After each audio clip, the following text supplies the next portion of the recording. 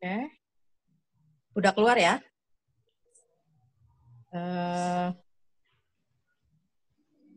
Ya.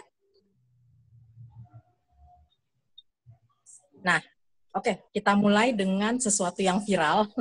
Sesuatu yang viral ya. Beberapa hari lalu kalau nggak salah ya, saya sempat ngasih komentar. Jadi ini ada seorang ini ya, kirim ya, netizen kirim di Tubirfest. Ini salah satu, sekarang lagi ini banget ya, lagi ngetren akun-akun confess ya, pengakuan ya. Manfest, Animal Fest ya. Kalau Tubirfest ini katanya segala macam ya. Pengakuan, curhat ya, pertanyaan, argumen, kadang debat gitu ya. Nah ini ada yang menarik. Jadi dia ini entah siapa, karena kita nggak tahu namanya akun confess ini ya, confess ini. Jadi kita nggak tahu siapa karena adminnya yang posting kan ya.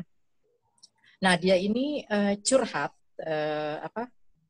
baru tadi sore ini saya screenshot ya.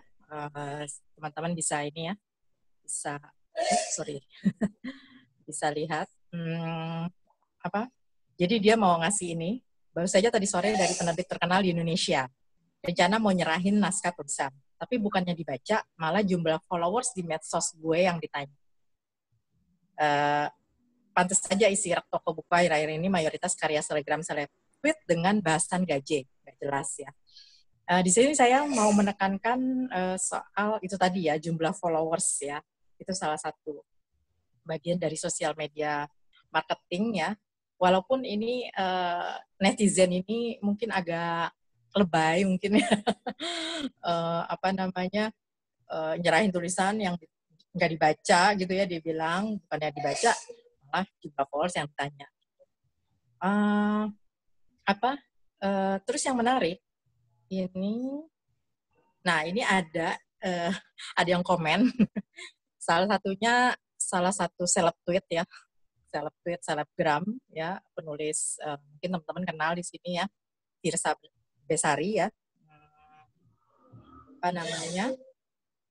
jadi dia menarik gitu ya, dia membahas bagaimana memang sudah rahasia umum gitu ya, beberapa penerbit memedulikan jumlah followers calon penulisnya, tapi bukan berarti penerbit tersebut nggak menilai naskahmu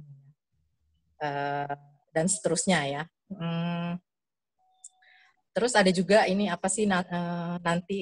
nanti kita sambat tentang hari ini. Akun parodi dari yang nanti kita cerita tentang hari ini ya.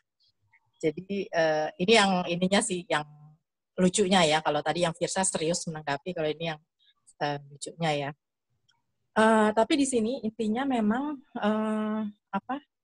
yang disampaikan yang ditanyakan ya, dicurhati oleh si netizen itu mungkin mungkin benar ya, karena tapi mungkin secara ininya, misalnya dia bilang bukannya dibaca naskahnya gitu ya, malah nanya jumlah followers itu ya. Ya saya nggak tahu ya, walaupun dia bilang itu siapa penerbitnya, dia bilang penerbit terkenal, tapi tidak kalau misalnya penerbit terkenal itu, ya dia tidak akan nggak akan nanya langsung gitu ya. Dia pasti malah akan riset sendiri gitu ya. Kalau misalnya melihat misalnya naskahnya potensial gitu, maka ya dia akan melihat gitu ya, akan riset sendiri ini berapa sih jumlah followersnya gitu. Kenapa? Karena memang ini salah satu buat penerbit itu, ini salah satu saja gitu sebenarnya ya, salah satu saja untuk melihat nanti bagaimana potensi gitu ya, potensi naskahnya si penulis ini kalau memang layak gitu nanti akan terjual ya. Karena bagaimanapun penerbit seperti yang dibilang Firsa ini, bagaimanapun penerbit itu institusi bisnis ya, lembaga yang ya dia memang menerbitkan buku untuk gitu ya, untuk mendapatkan penghasilan dari situ gitu ya, pendapatan. Nah, banyak cara-caranya gitu ya. Memang ada yang mengejar seleb, atau mungkin kalaupun bukan seleb tapi dia punya follower yang banyak gitu ya. punya pengaruh ya, influencer gitu ya. Ini memang akan membantu gitu, akan membantu pelak. Tapi tetap saja gitu, tetap saja yang akan dilihat dulu tetap naskahnya gitu ya. Walaupun nanti naskah itu minimal gitu ya, naskah itu menarik ya secara konten, walaupun mungkin penulisannya masih ini masih mungkin belum sesuai ya, belum sesuai standar gitu ya, tapi itu bisa diperbaiki kan ya, kemudian nanti dikemas gitu ya, terus nanti ya itu tadi ujung-ujungnya nanti kan kalau sudah jadi, sudah terbit, ini kan harus harus dimarketingkan gitu ya, harus dijual gitu. Nah, ini rame ini sampai berapa belasan ribu gitu yang ini ya. Nah, ini saya mau itu salah satu contoh betapa memang saat ini gitu digital marketing itu memang suatu hal yang suatu hal yang ya udah nggak bisa diinikan lagi, nggak bisa diremehkan lagi gitu. Terakhir mungkin teman-teman dengar ya yang kasus Joska itu ya, yang lembaga penasihat keuangan itu ya. Itu saya ini mungkin nggak terlalu nyambung, tapi maksudnya saya melihat Joska ini memang bagus ya, tim kontennya ya, tim digital marketingnya ya, bagaimana dia membuat konten, kemudian terus juga engage terhadap ininya juga bagus, engagement ya, kontennya itu ya terhadap audiensnya ya. Cuman gitu ya, sayang sesuatu yang sudah bagus tapi karena kehilafan gitu ya, pengelola manajemennya ya yang dari penasihat yang sebenarnya penasihat keuangan tapi malah mengelola gitu. Saya belum baca lebih detail sih di kasusnya, tapi kira-kira seperti itu ya. Sayang sekali sebuah tim konten, tim digital marketingnya kayaknya udah jungkir balik, tahu-tahu hanya dalam beberapa hari saja musnah lah semua gitu. Sekarang katanya kalau nggak salah baik aktivitas secara ininya ya sebagai lembaga penasihat keuangan dan juga tim media sosialnya semua dibekukan ya. Saya sempat lihat sih ya beberapa hari yang lalu gitu, terus lihat-lihat komennya gitu. Itu banyak yang menyayangkan tapi juga banyak yang berterima kasih karena melalui sosial medianya si Joska ini, walaupun mereka akhirnya sekarang dibekukan gitu ya, sama Satgas itu ya, OJK atau apa gitu ya, saya ini mereka banyak berterima kasih karena dari konten-konten yang ditampilkan ya di sosial medianya si Joska itu banyak yang melek terhadap soal finansial ya, soal keuangan. Nah ini betapa memang pengaruh digital marketing ya terhadap masyarakat gitu ya, yang tadinya nggak tahu sama sekali akhirnya tahu banyak gitu dan ngerti gitu ya. Nah kemudian apa sih gitu ya digital marketing gitu? Mungkin semua sudah tahu gitu ya. Ini cuman ini aja ya. Ini sedikit ya. Jadi semua upaya pemasaran yang menggunakan perangkat digital berbasis internet, memanfaatkan kanal seperti search engine, media sosial, email, dan situs website untuk dapat terhubung dengan pelanggan saat ini dan calon pelanggan potensial. Kira-kira gambarannya seperti itu ya. Paham lah ya insya Allah ya. Jadi memanfaatkan semua upaya pemasaran menggunakan perangkat digital berbasis internet. Kemudian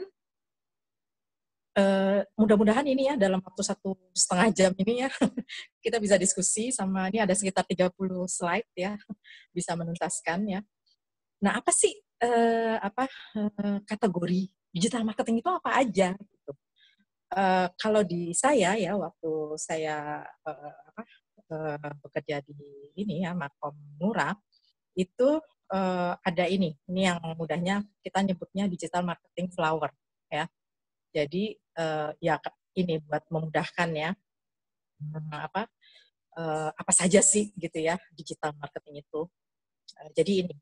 Nah, ini biar lebih ringkasnya, tetap aja ya harus harus dijabarkan. Jadi kira-kira ada 7 ya. Bukan kira-kira sih. Jadi ada 7 kategori ya digital marketing ya.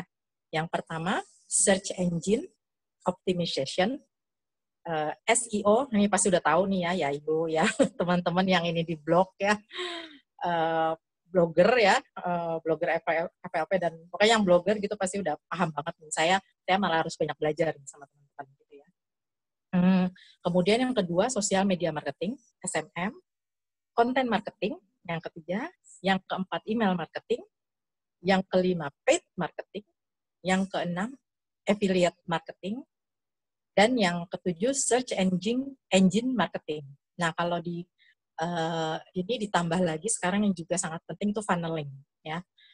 Jadi funneling itu semacam customer journey. Cuman ini dari 7 ini plus 1 tadi yang funneling, nggak semua ya saya akan bahas ya karena waktunya juga nggak cukup.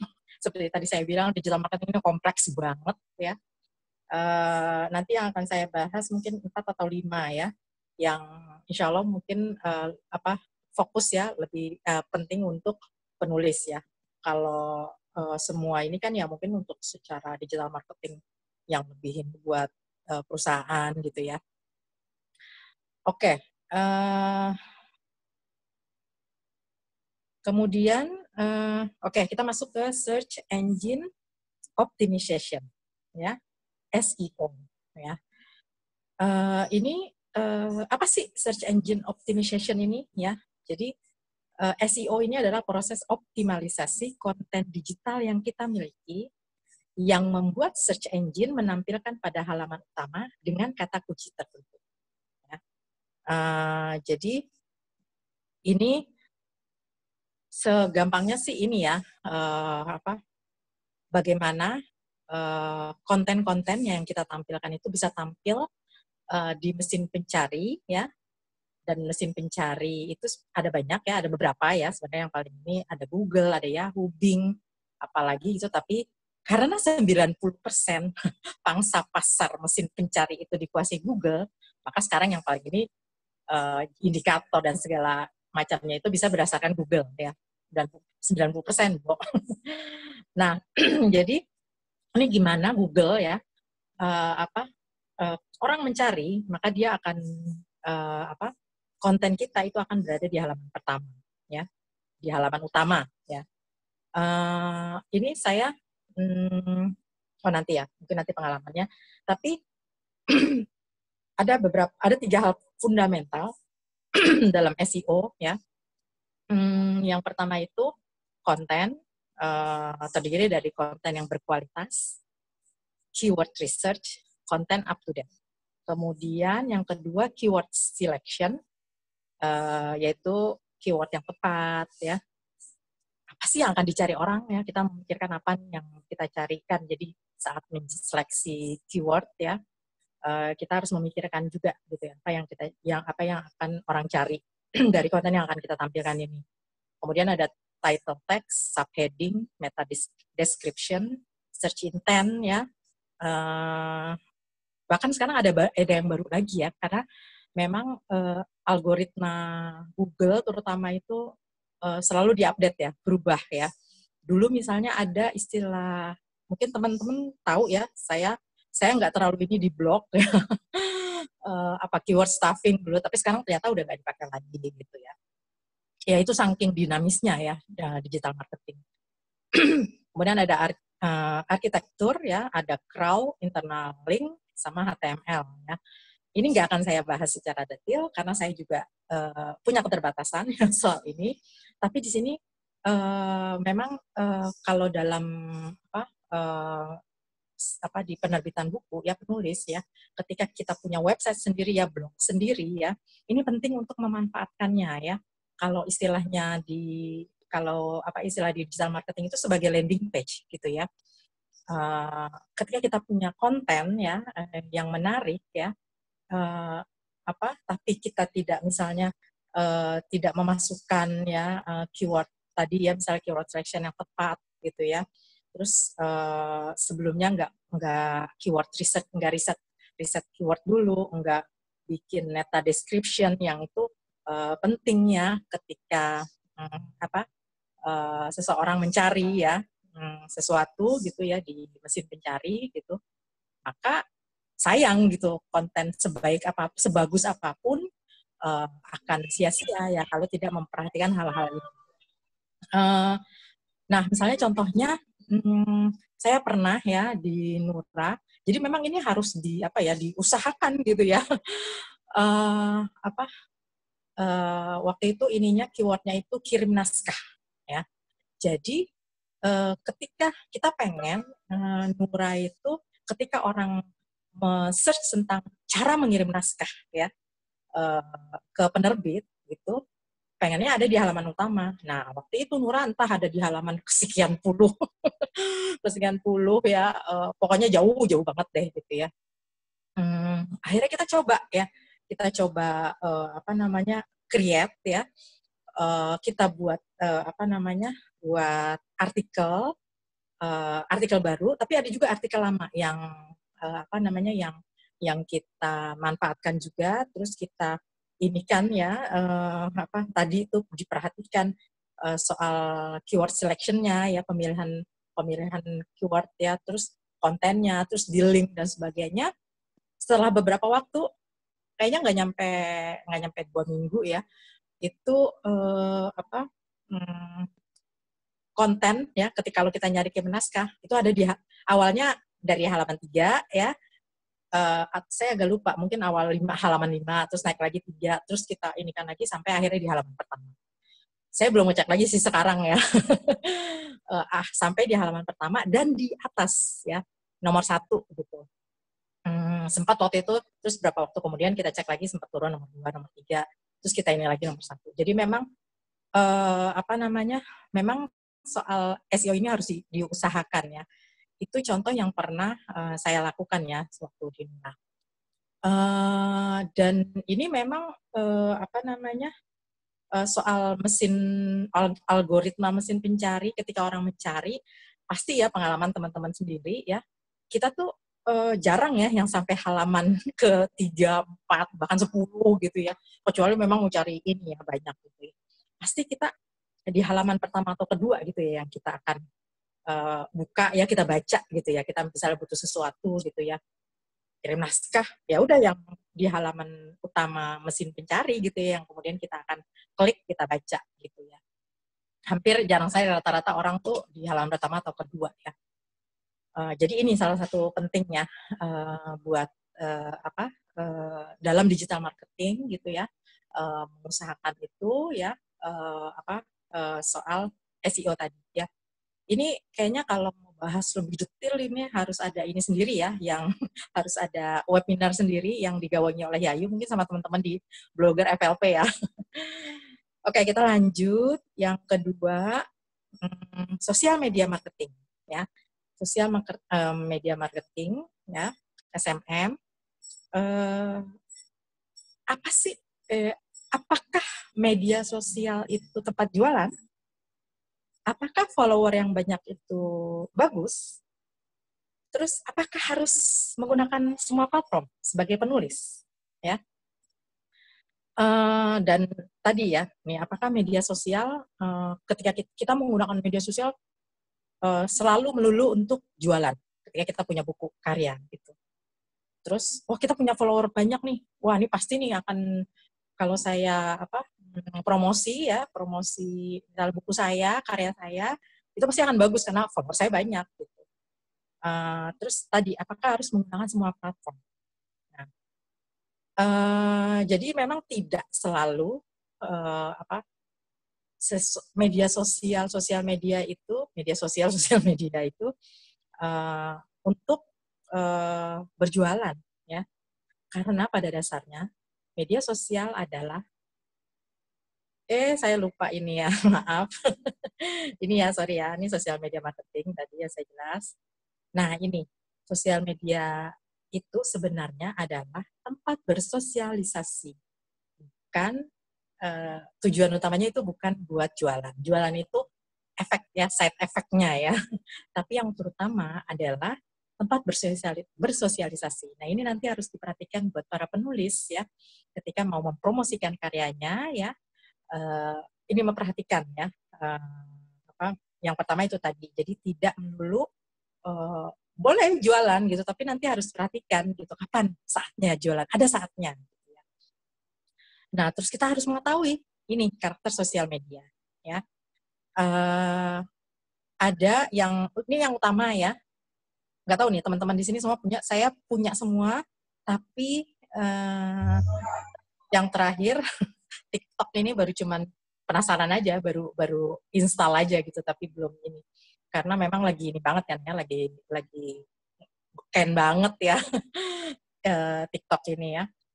Nah, yang pertama itu di sini teman-teman bisa lihat ya, bisa baca ya karakter sosial media ya. Ada Instagram ya, ini yang paling banyak ini ya. Instagram, ada Twitter, ada YouTube, ada LinkedIn, ada Facebook ya. Yang seluruh orang dunia kayaknya pasti punya, itu sama TikTok ya. Ini saya ambil yang paling ini ya, yang memang kayaknya hampir semua orang seluruh dunia pasti punya minimal satu ya dari sosial media ini ya. Jadi Instagram misalnya ya, kita tahu Instagram itu sekarang sangat ini ya, lebih beken bahkan dibandingin Facebook ya. Yang akhirnya malah diakuisisi sama Facebook ya. Nah, ini misalnya Instagram itu dia berbagai usia dan interest. Terus foto dan video base ya, interaksi tinggi, growth tinggi ya, stories ya. Jadi ada cerita, ada story-nya ya. Terus kemudian Twitter ya, Twitter itu followersnya berisik. Up to date ya, cepet ya. Kita kalau ini Twitter itu kan cepet banget ya. Dengan terus ada thread gitu ya. Walaupun tapi karakternya terbatas. Walaupun sudah ditambah ya. Dulu kan itu cuma 140 ya. 140 ke 44 sih saya lupa. Terus ditambah jadi 300 sekian. Sekarang berapa? 500 ya, kalau nggak salah ya, karakter gitu ya. Pokoknya nambah sampai 3 kali lipat lah ya. Dibanding dulu tuh kayaknya cuma 140 itu terbatas banget gitu. Tapi Twitter ini memang sempat kayak nggak ini ya, kayak nggak beken gitu ya. Sempat turun ya trennya gitu, tren penggunaannya. Tapi kemudian terutama 2 tahun belakangan ini ya, itu mulai ini lagi ya, mulai ngetren lagi gitu. Bahkan yang kami sempat ini juga gitu ya, kan dulu sempat ketika Facebook ngetren, terus bertukar yang anak-anak muda pindah ke Instagram gitu ya. Wah, Twitter makin sepi gitu ya. Tapi ternyata sekarang anak-anak muda juga banyak ya yang menggunakan Twitter. Tadi itu yang sebagai contoh di awal ya. Akun-akun confess itu ya, akun-akun pengakuannya, curcol gitu ya. Itu ini sekali ya, kadang satu konten yang menarik itu bisa viral banget gitu, bisa puluhan ribu atau ratusan ribu di view ya, atau di likes ya, di engagementnya tinggi ya. Terus ada YouTube ya, YouTube juga berbagai segmen sekarang apalagi ya. Orang lebih ini ngeliat video ya untuk hiburan, cari referensi ya. Kemudian Facebook sekarang jarang digunakan oleh Gen Z ya. Generasi Z ya. Jadi kalau misalnya kita punya karya yang market ya, pasarnya itu anak muda ya, generasi Z ya, anak-anak sama remaja ya, itu nggak cocok kalau kita mau promosikan di Facebook ya. Kecuali memang tapi tetap digunakan ya. Cuman memang tidak kalau kita punya tujuan untuk engagement yang bagus ya, maka itu kurang tepat digunakan. Kalau tadi marketnya generasi Z ya, Gen Z ya. Tapi kalau emak-emak masih ya, masih banyak ya. Saya sempat beberapa bulan gitu nggak aktif ya, karena lama-lama bosen juga gitu ya. Jadi cuman nggak aktif di Instagram juga nggak terlalu aktif. Tapi ternyata terus pas lama-lama saya ini, kayaknya memang ini saya atmosfer kebanyakan teman-teman saya itu memang lebih ini di Facebook, walaupun sekarang juga banyak yang pada pindah, bukan pindah, punya juga Instagram. Ya karena ya saya baru ngeh gitu, karena saya sudah tua. Jadi memang Facebook itu jarang ya digunakan oleh generasi Z ya, anak-anak milenial gitu ya. Masih mungkin ada tapi sedikit ya yang menggunakan. Terus sama sekarang ada LinkedIn ya, sorry kelewat tadi. LinkedIn ini lebih LinkedIn saya juga udah jarang nih menggunakan nih. Ini lebih ini ya, biasanya untuk B2B ya, business to business, cocok untuk branding profesional ya sifatnya. Dan yang terakhir TikTok ya. TikTok itu sekarang kayaknya semua ya, dari anak muda, anak kecil sampai sampai emak-emak gitu ya menggunakan TikTok ya. Fun ya, dia untuk fun walaupun limited ya durasi videonya ya. Nah, ini penting kita ketahui ya karakter sosial media sehingga kita bisa nanti ketika membuat konten mana kita mau fokus di mana gitu. Apalagi kalau kita punya keterbatasan, pasti kan kita punya keterbatasan waktu ya, energi ya buat buat ini konten gitu. Jadi di sini nanti penting kita mau fokuskan kemana gitu ya, digital marketing misalnya karya kita, oh ini udah cocok lah kalau ini di Instagram aja gitu, atau hanya di Twitter aja bahkan gitu. Tapi bisa juga, oh ini kayaknya bisa nih dipakai semua gitu ya, nanti kita tergantung ya dari tujuan kita sama nanti karya kita seperti apa.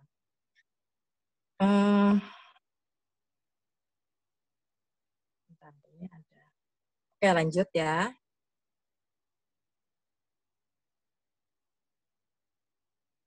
Nah, apa sih indikator keberhasilan SMM, social media marketing ya? Itu ada engagement rate, terus peningkatan follower yang kedua, sama mengantarkan traffic ya ke kanal lain untuk dikonversi menjadi penjualan ya. Mungkin kalau kita yang sifatnya penulis sebagai pribadi ya, ini pribadi mengantarkan traffic ke kanal lain ini, mungkin kanal lainnya bukan yang milik kita, tapi kita misalnya mengarahkan ke toko ya, toko buku online ya, atau termasuk juga bahkan toko buku ini ya, toko buku offline ya, dan kanal-kanal lainnya. Engagement rate ini hitungannya itu beda-beda ya, beda-beda antara Facebook, Instagram gitu ya, tapi kira-kira rata-ratanya itu likes ditambah komen ya, dibagi follower, jumlah follower dikali 100 gitu. Nah, ini prosentasenya itu beda-beda antara Instagram, Facebook, Twitter gitu. Tapi kalian bisa cari ya, itu banyak kok.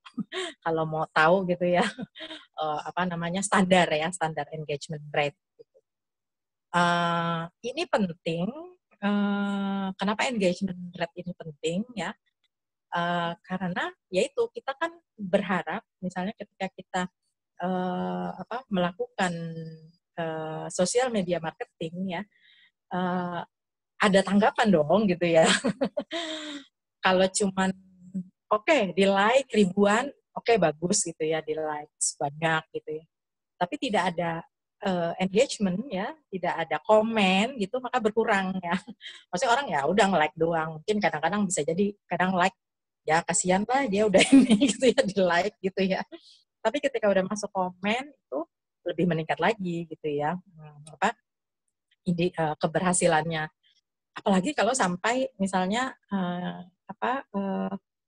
konten kita ya udah selain di likes, di di komen ya, kemudian orang jadi tertarik ngefollow yang tadi yang bukan follower, terus bahkan bisa mengantarkan tadi ya, mengantarkan traffic ya, orang yang sudah ini berkunjung gitu ya, untuk menuju ke kanal lain yang sifatnya konversi tadi, penjualan ya kalau dalam ini di penerbitan ya. Ini mau Mau bahas semua dulu atau mau dibuka ini? Oh, nggak ada, belum ya.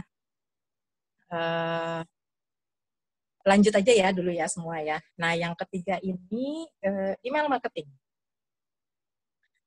Email marketing ini mungkin kalau buat apa namanya penulis yang secara yang pribadi ya jarang ya, tapi bisa juga kalau kita mau ini ya, mau melakukannya ya. Sering kan kita nerima ya, nerima email dari apa namanya dari mana-mana gitu ya, yang kita pernah menyetorkan email kita ya, terus kita mendapat itu tadi yang rutin ya, newsletter ya, dalam bentuk newsletter ya, macam-macam info ya, infonya baik yang sifatnya hard ya, hard selling, atau juga yang sifatnya misalnya hanya soft selling gitu ya, atau tips-tips atau trik dan segala macam. Itu banyak banget ya. Kadang saya suka ini juga sih, nggak semuanya juga ya. Email marketing ini kadang apa dibanding sosial media ya, yang sekarang sangat ini banget ya indikator ininya, email marketing ini masih ya, saya selama melakukan di Nura, mungkin karena kita juga waktu itu belum terlalu ini ya, tapi kalau kita serius bener-bener gitu ya, terus ada rencana, karena memang ini harus direncanain banget gitu ya, email marketing ini harus rutin, konsisten ya. Kalau enggak ya udah gitu, orang terus nggak menarik kontennya, ya udahlah lewat gitu ya, cuman masuk ke inbox doang tapi nggak dibaca gitu ya. Jadi intinya email marketing ini rangkaian kegiatan pemasaran digital ya, yang dimulai dari mengumpulkan email ya, kemudian sudah dapat emailnya tersebut. Jadi kalau kalian kuis ya, ikut kuis, giveaway, survei ya, itu suka kan diminta email ya. Nah, ini salah satu usaha itu untuk mengumpulkan emailnya, nanti dikumpulkan ya. Kemudian akan nanti dikirim secara massal yang tadi berisi ya info produk ya, promosi ya, apapun ya, yang tujuannya tujuan akhirnya itu mendatangkan penjualan ya, baik dari pembeli lama maupun pembeli baru gitu ya. Bisa penjualan, bisa juga yang sifatnya awareness gitu. Tapi biasanya ujung-ujungnya sih memang yang paling diharapkan ya penjualan ya. Karena biasanya dari email marketing ini nanti juga diarahkan traffic ke kanal lain ya. Misalnya kanal penjualan gitu ya. Email marketing ini ada yang Mailchimp yang terkenal ya. Kemudian ada kirim email ya. Terus ada fresh email apa kalau nggak salah. Tapi saya baru pernah menggunakan dua ya. Yang Mailchimp sama kirim email ya. Ada yang yaitu kalau kita benar-benar serius, email marketing ini bisa memang bermanfaat banget gitu ya. Pertama kontennya menarik, terus ya konsisten ya. Intinya email marketing ini buat hubungan jangka panjang ya. Jadi kalau kita cuman mau hubungan jangka pendek ya nggak ini ya, untuk menggunakan email marketing ya. Kadang email marketing ini memang lebih ini ke perusahaan-perusahaan ya, perusahaan-perusahaan yang itu tadi ya. Kita bisa juga sih gitu, cuman ya memang perlu usaha yang lebih ini, mengumpulkan email orang-orang. Misalnya terus pasti kadang harus diiming-imingi dulu gitu, orang mau memberikan ininya ya, emailnya itu kan perlu perlu perlu dirayu lah ibaratnya ya. Misalnya ini contoh,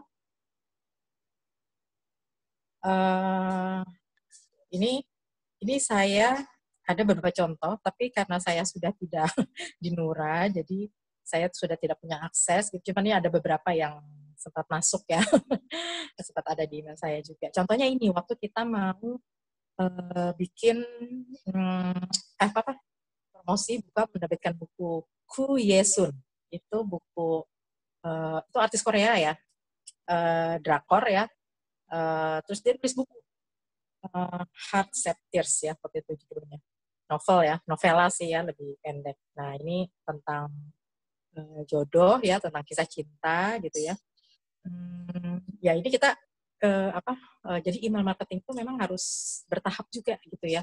Nggak langsung orang dikasih jeder gitu nih, beli buku ini gitu, enggak gitu. Tapi misalnya ini, jodoh bisa datang dari dari mana dan kapan saja. Tapi kalau kejadiannya seperti ini, kamu baru kenal seseorang terus ditawari menikah, apa yang akan kamu lakukan? Cari tahu di sini. Nah, cari tahunya itu belum penjualan gitu ya, tapi itu misalnya mau menjelaskan tentang apa nih akan ada buku ini gitu ya. Yang penulisnya ini loh, pemain drakor gitu ya, terkenal uh, drakor ini ya dan seterusnya gitu. Nanti kalau misalnya ini lanjut lagi, jadi memang email marketing ini perlu energi yang lumayan besar ya, dan tadi konsisten juga ya. Uh, itu biasanya kita punya ini juga, harus ada daftar ya, kita buat ya, kontennya seperti apa, gambarnya seperti apa. Sama sih sebenarnya sama kayak yang sosial media ya, konten-konten sosial media gitu. Itu ya email marketing. Ini buat teman-teman sekadar tahu ya. Kemudian yang keempat, paid marketing. Tahu lah ya, ini iklan berbayar ya. Jadi kita mengiklankan lewat sosial media. Nah, ini memang buat penulis yang sifatnya mandiri ya, nggak semua, tapi saya banyak juga sih ngelihat gitu ya, penulis-penulis yang menerbitkan buku sendiri ya, atau mungkin dia menerbitkan di penerbit mayor ya, tapi dia juga ikut mengiklankan ya karyanya, entah dari kantongnya sendiri ya, budgetnya, atau bisa juga dari dari penerbit, tapi mungkin karena si akun pribadinya si penulis ini misalnya follower cukup banyak, engagementnya bagus gitu, bisa jadi ya. Tapi ada beberapa saya melihat ini personal ya, sifatnya personal, maksudnya dari akun pribadi si penulis gitu.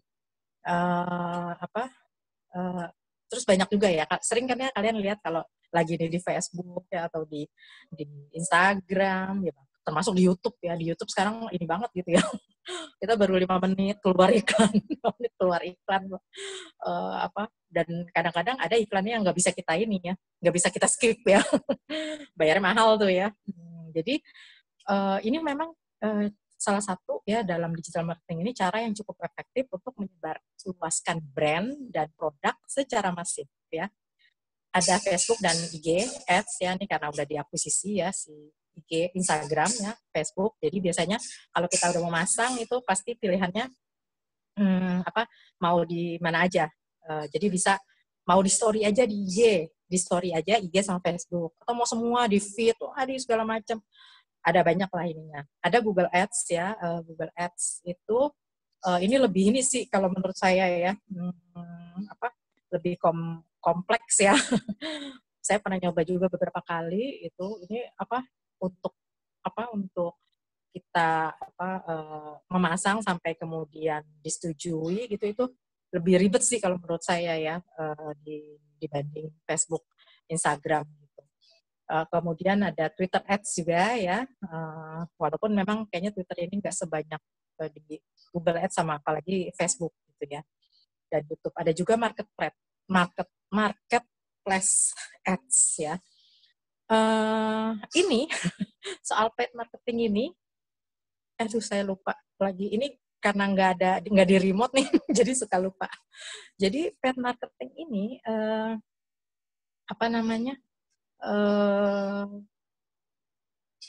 dia itu memang dia tergantung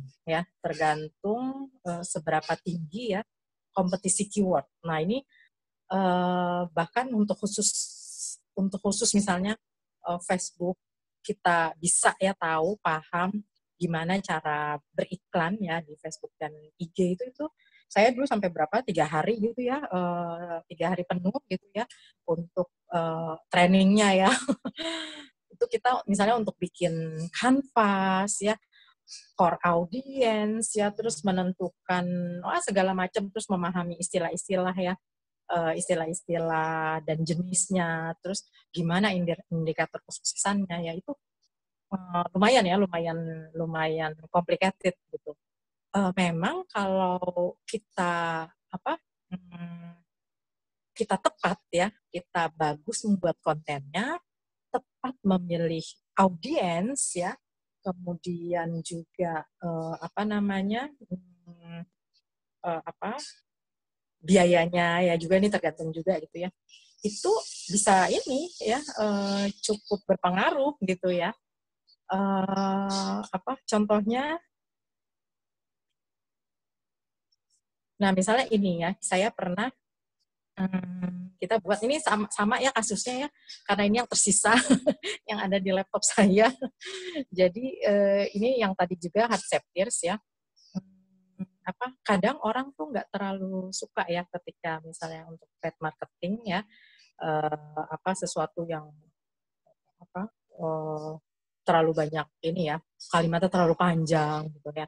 Makanya kadang ada ini tuh ada syarat juga gitu, kalau kita misalnya ada mau ini gambar, misalnya tidak banyak kalimat, itu maksimal 20% teks ya di dalam sebuah gambar gitu. Misalnya ini contoh tadi ya, kita mau ngiklan di story ini ya, di story IG dan Facebook ya. Ini kita gimana ya cara ini ya bikin konten yang menarik ya. Nah kita coba, ini kan ceritanya tentang cinta,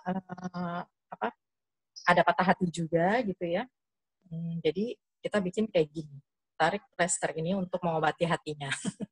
Jadi kalau orang tertarik, terus kita arahkan ke landing page ya yang isinya informasi tentang buku ini ya, buku ini yang mau pre-order gitu ya.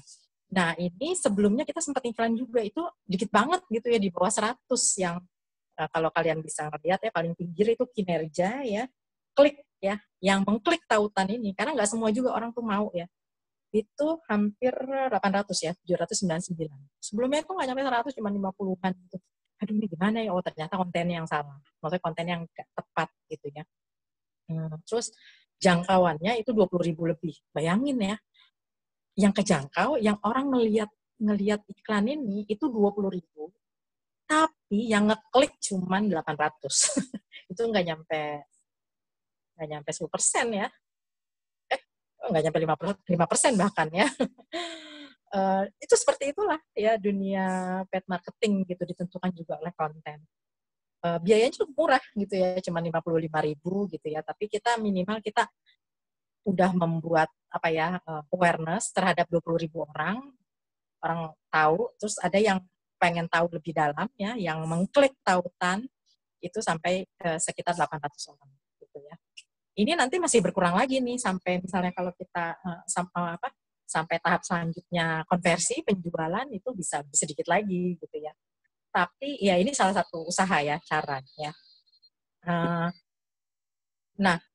Tadi balik ke soal itu ya, jadi tadi ada soal bagaimana kita memilih audiens ya, custom audience, interestnya apa ya, itu kalau buat iklan ini itu banyak banget ininya, ruas-ruasnya ya. Jadi biasanya saya itu kalau mau ini iklannya, produknya apa ya, satu produk itu kan kita bisa mau bikin berapa iklan gitu ya, di mana aja tempatnya, terus customnya seperti apa, usianya berapa, tinggalnya di mana. Kita mau ini bisa di custom ya. Kita mau menyasar hanya misalnya di Jakarta aja gitu. Atau di Pulau Jawa, atau kota-kota besar, atau seluruh Indonesia. Terus usianya maunya yang misalnya usia 17 sampai 30. Kalau buku yang lain misalnya buku buku non fiksi yang ininya lebih dewasa bisa sampai 60 tahun gitu ya. Terus buku anak gitu yang sasarannya orang tua, usianya mungkin ya usia orang tua muda misalnya 30 sampai 45 dan seterusnya gitu ya. Itu pokoknya complicated banget. Ini perlu ini sendiri gitu ya. Sampai sekarang saya tuh masih ini apa sih gitu ya, maksudnya sampai sekarang ya itu dinamis gitu, yang seperti saya bilang digital marketing itu dinamis banget gitu ya. Pernah misalnya suatu saat kita itu fokus banget untuk paid marketing sampai mengeluarkan biaya puluhan juta ya. Tapi hanya berselang beberapa bulan saja itu kita bisa nggak tahan dulu, kayaknya memang karena indikatornya ini kurang terlalu ini, karena kita misalnya banyak juga sih karena misalnya kita belum terlalu bagus gitu ya membuat kontennya, konten iklannya yang menarik dan sebagainya, itu kita tahan gitu. Bisa sampai seperti itu gitu hanya selang beberapa bulan ya. Oke, tadi balik ke, nah ini contoh di feed ya, iklan. Kalau tadi kan di story ya, ini di feed gitu ya. Nah ini sebelum tadi di story kita sempat ini di feed juga. Nah di feed ini kecenderungannya apa namanya nih di Facebook ya, beda jauh kan ya dengan tadi story di Instagram. Karena ternyata apa namanya memang audiens buku Korea, buku fiksi novel ditulis oleh aktor Korea ya, aktor drakor, ya memang lebih banyak berkeliarannya audiensnya itu anak-anak muda, juga mungkin orang tua muda ya, banyak kayak mama yang suka nonton drakor ya, yang usianya ya usia muda lah gitu ya, dan memang lebih banyak main di Instagram. Jadi ketika kita masang iklan di Facebook itu berbeda ya dibanding tadi ya di story ya hasilnya ya. Terus, nah selain tadi ya paid marketing yang sifatnya kita pasang iklan di media sosial ya, ada paid promote ya. Teman-teman pasti tahu juga ya, paid promote ya ini sama promosi berbayar, tapi menggunakan, kalau tadi kan kita menggunakan makro ini ya, apa namanya media sosial ya, Facebook, Twitter, YouTube, Instagram ya, dan lain-lain ya. Nah kalau ini itu biasanya akun tertentu ya, akun media sosial tertentu ya, di mana akun tersebut berusaha ya mengenalkan produk atau bisnis pada followernya ya, produk kita gitu kalau kita memang mau ini mengiklankan ya, termasuk juga menggiring followernya ya untuk membeli ya produk tersebut ya. Kalau kalian ini tahu lah ya pasti ya mana nih gitu ya akun-akun paid promote ini juga macam-macam akun, ada yang micro influencer ya, ada yang macro influencer. Terus indikator kesuksesan ini ya tadi ya profil akun media sosialnya harus yang tepat ya. Ini nanti saya ada juga studi kasus yang tadi sama hard set tears ya. Terus konten yang sesuai dan menarik, landing page ya penting. Terus awareness sama conversion ya, itu salah satu indikator keberhasilannya. Nah contohnya ini karena saya yakin ya banyak yang suka Korea, mungkin walaupun saya sama sekali belum pernah nonton satupun drakor. Jadi ini misalnya ya kita dengan biaya yang cukup murah ya, kita bisa lebih baik paid promote dibandingin paid marketing tadi, paid ads ya di akun yang kayak Facebook, Instagram dan lain sebagainya ya. Ini contohnya ya. Kita paid promote, tapi sebelumnya tentu harus riset ya. Kita paid promote di akun-akun Korea ya, K-drama, ini ada K-drama kita ya, itu jangkauannya jauh lebih ini ya, dengan biaya yang murah, nggak nyampe 100.000, tapi misalnya ini ya, ada yang sampai kita mendapatkan engagement yang bagus ya, likes-nya ya, termasuk juga ketika tautan ya orang mengklik ya follower si akun ini ya. Nah memang ini nggak begitu saja didapatkan ya. Kita harus riset dulu mana nih akun-akun yang cocok dengan konten kita, dengan buku kita ya. Kemudian bikin kontennya juga harus menarik. Nah ini mungkin kalau kalian lihat ya, teman-teman lihat ya, ini kalau untuk paid promote awalnya tadinya kita bikin konten yang sesuai maunya kita gitu, tapi pas kita lihat lah kok hasilnya nggak sesuai harapan. Oh ternyata kita coba, disesuaikan mirip sama konten yang memang sering diposting sama si akun ini gitu ya. Jadi ya kita buat gitu ya, kita create yang mirip ya. Jadi si followernya itu ini lebih soft lah ya. Followernya itu menganggap bahwa itu postingan dari si akunnya tersebut gitu, bukan postingan iklan gitu. Walaupun sebenarnya kalau mau ini lebih detail ya. Ya kita nyantumkan misalnya di sini. Aduh, baru dapat kabar ini nih dari Nura Publishing gitu, bahwa gini gitu. Itu tetap ya, kita tetap harus disebut ya, karena itu biasanya syarat juga. Tapi pet promote ini cukup murah dan bisa sangat berhasil ya. Tapi itu tadi ya, mencari profil profil akun pet promote-nya yang tepat ya, dan kontennya juga. Oke, ini cepat aja ya. Nah, ini yang penting ya. Ini penting, yang paling penting terakhir ya buat penulis ya, yaitu konten marketing. Jadi konten marketing ini strategi marketing ya yang berfokus membuat dan mendistribusikan konten yang relevan ya, harus di ini ya, bernilai dan konsisten untuk menarik ya, dan mendapatkan audiens dengan tujuan akhirnya tentu ya menghasilkan keuntungan bagi sebuah bisnis ya. Nah, ini teman-teman diingatkan dulu sambil mendengar materinya, siap-siap pertanyaan ya. Ya, silakan. Ini soal konten marketing ini ada satu ini pentingnya, satu hal pentingnya yaitu storytelling ya. Jadi Seth Godin, ini dari Seth Godinnya saya quotes ya, marketing is no longer about the stuff that you make, but about the stories you tell. Jadi ini banyak ya kesalahan yang juga saya pernah lakukan ya. Kita lebih fokus promosi gitu ya.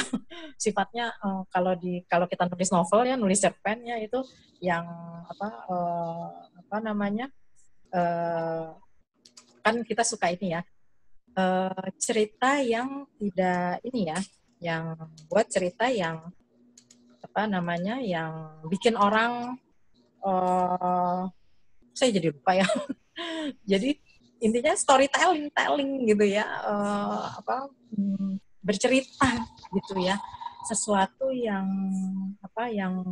menyentuh ya, sebuah kisah misalnya yang sebuah produk itu kita bisa buat dengan menarik ya, tanpa misalnya kita perlu keluar oh ini bagus loh, ini loh, enggak, tapi kita bisa aja membuat tadi itu. Ada banyak sih ininya ya, ada banyak nggak mudah juga ya membuat konten yang sifatnya tadi story gitu ya, bercerita kisah ya yang menyentuh hati ya, yang tidak secara langsung gitu ya, tidak secara langsung, padahal sebenarnya itu kita lagi jualan gitu, tapi tidak secara langsung.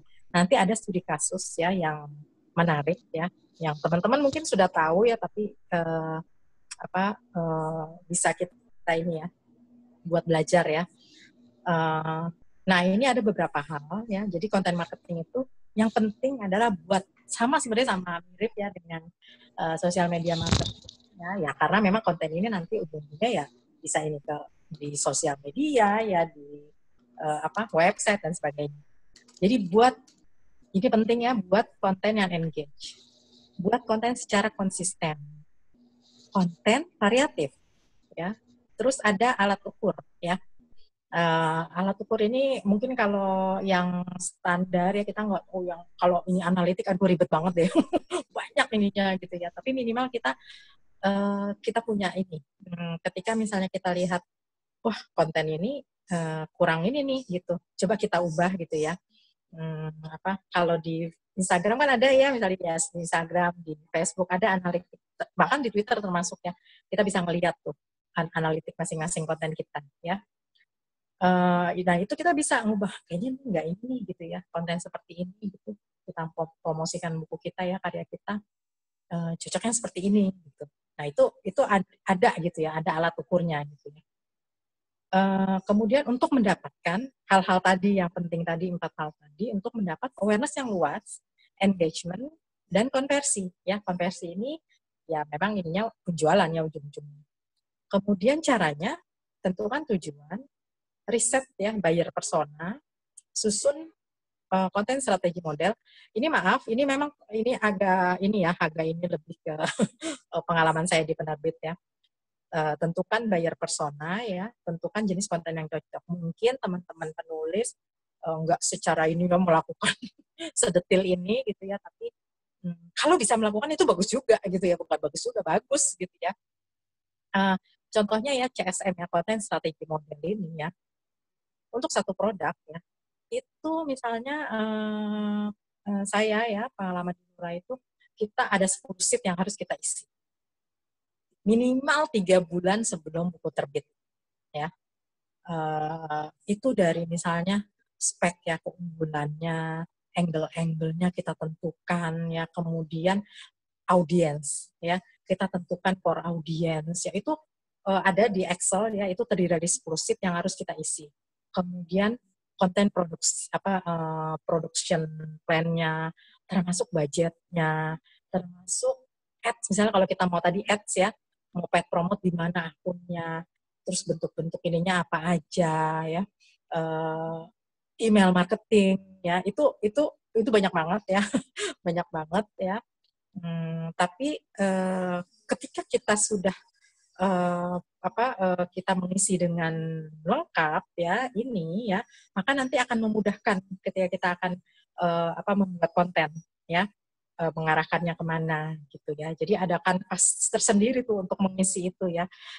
Ya ini itu tadi seperti saya bilang ya, ini berdasarkan pengalaman saya. Tapi kalau mungkin ada hal-hal yang minimal kalau di di penulis yang sifatnya secara pribadi, lebih ke ini ya, lebih ke bagaimana kita membuat tadi konten yang menarik ya, konten yang cocok ya. Tapi di satu sisi penting juga ya, kita mau misalnya buku anak itu berbeda kan dengan buku novel untuk novel remaja gitu, sasarannya ya. Nah ini pasti nanti akan kita tentukan kan, kontennya pasti berbeda, nanti kita mau ngarahkannya kemana gitu ya. Itulah pentingnya kalau dalam penerbit ya, kita membuat itu tadi ya, membuat kanvas ya yang lengkap ya. Termasuk tadi buyer persona ya.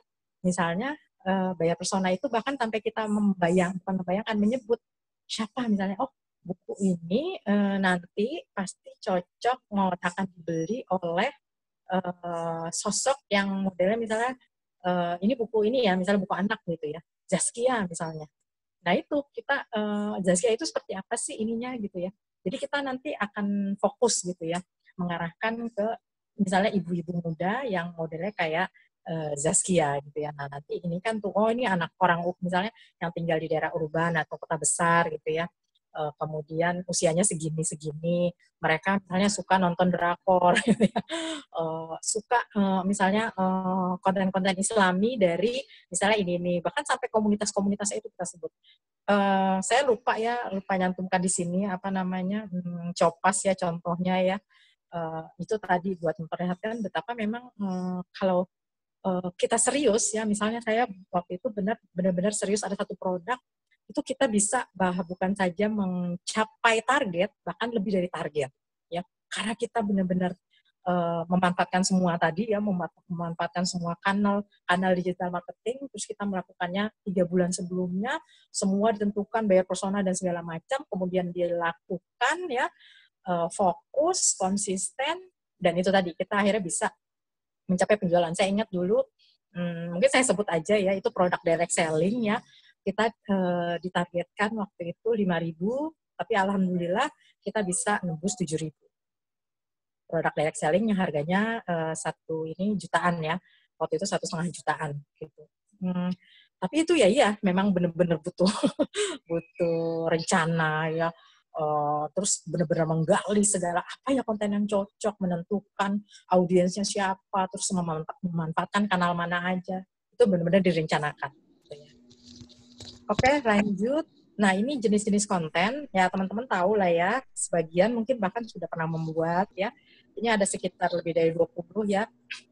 Ada artikel, vlog, video, quotes, how to ya.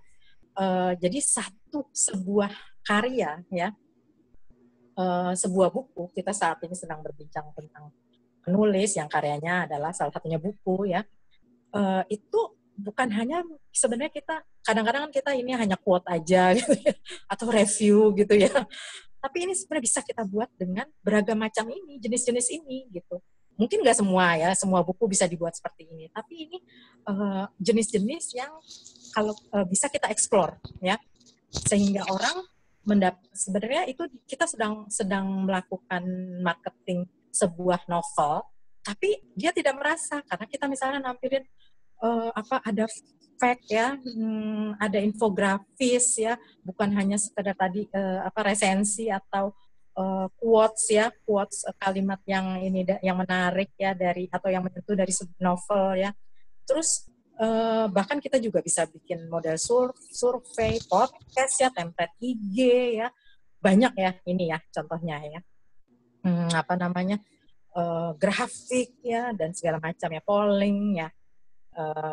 Itu jenis-jenis konten ya. Kemudian nah ini juga penting ya. Nah ini nanti saya akan masuk ke ini contoh nanti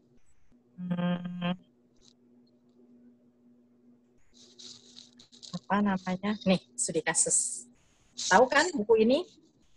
Nanti kita cerita tentang hari ini ya. Nanti saya balik ke yang depan ya. Ini keren ya. Tahu ya kalian ya buku ini ya. Jadi 5.000 buku habis dalam 7 menit sebelum rilis. 11 kali naik cetak dalam 1 bulan. Terjual lebih dari 100.000. Ini berapa bulan lalu ya? Atau akhir tahun lalu kayaknya malah.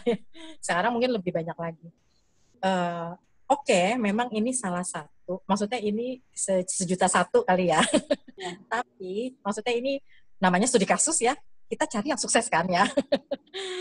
Tapi saya sangat kagum dengan Marcella FP ini, yang kemudian juga saya tahu ternyata dia otak di balik generasi 90-an. Tahu kan ya akun, mungkin ada yang sebagian tahu tentang akun generasi 90-an. Jadi sebelum nulis nanti kita cerita tentang hari ini, dia membuat akun itu ya generasi 90-an. Nah, bahkan sebelum menerbitkan buku ini diterbitkan, dia mengelola dulu di akun Instagramnya.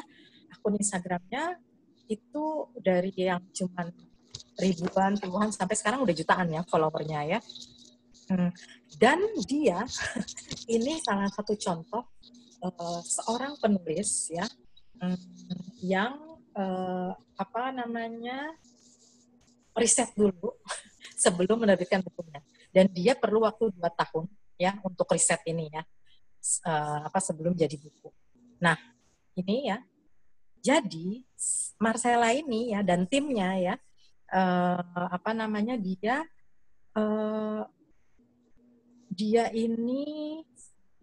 dia survei di Instastory. Bayangin survei doang selama 1 tahun dia mengamati Instastory ya, story orang ya, selama 1 tahun. Bayangin ya, selama 1 tahun ya, kan totalnya 2 tahun ya dia sampai bukunya terbit. Dan dia menemukan bahwa hal menyedihkan tidak dibagi di sosial media. Kemudian temuan yang lain, kalimat terjahat. Ini ya, nah kalimat terjahat bukan dari orang luar, tapi dari orang terdekat. Ini contohnya.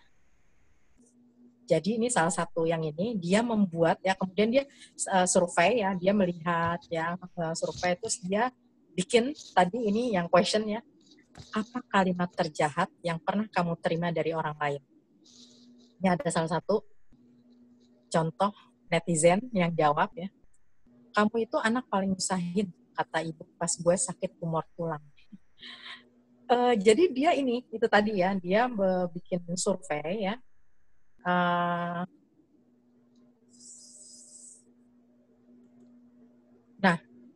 dari sini ya, dari survei ini kemudian Marcella dia meng-highlight ya masalah-masalah yang akan diangkat dalam nanti bukunya nanti. Krisis usia seperempat abad ya, maksudnya ya, usia 24 tahunan. Ini ya, Marcella ini kalau nggak salah usianya memang 26 atau 28 ya. Soal kesehatan mental, berita negatif dapat panggung lebih besar, manusia kurang manusiawi, komunikasi antar generasi, tekanan sosial di media sosial, semua orang mau didengar. Ya, jadi dari sini akhirnya dia membuat itu akun NKCTHI itu, ya. Ada mungkin teman-teman ada sebagian yang jadi followernya atau yang saya sih enggak ya, tapi saya mengamati dan memang kontennya itu bukan hanya disukai anak muda gitu. Maksudnya saya pun ketika membaca, bagus ini gitu ya.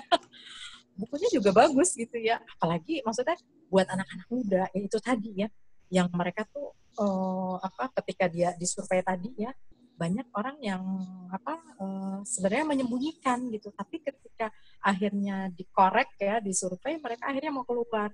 Nah dari situ akhirnya Marcella membuat itu tadi ya, yang bentuknya cuma kuat-kuat kan bukunya gitu ya, tapi indah gitu ya, bagus gitu dan semua orang merasakan. Dan ketika akhirnya jadi sebuah buku diterbitkan ya, itu udah punya engagement yang kuat. Orang walaupun sudah follow akunnya, tetap membeli bukunya, ya. Kemudian akhirnya sampai jadi film ya. Filmnya itu saya nonton filmnya dan lumayan ya, maksudnya nangis juga gitu ya. Jadi ini contoh studi kasus sebagai sebuah buku, sebuah karya itu dipersiapkan sebelumnya, bahkan 2 tahun ya. Dan 1 tahun itu dia gunakan untuk hanya survei di Instastory ya. Apa sih yang sebenarnya dibutuhkan ya? Apa sih yang sebenarnya dicurhati yang membuat sedih orang lain gitu. Membuat sedih netizen.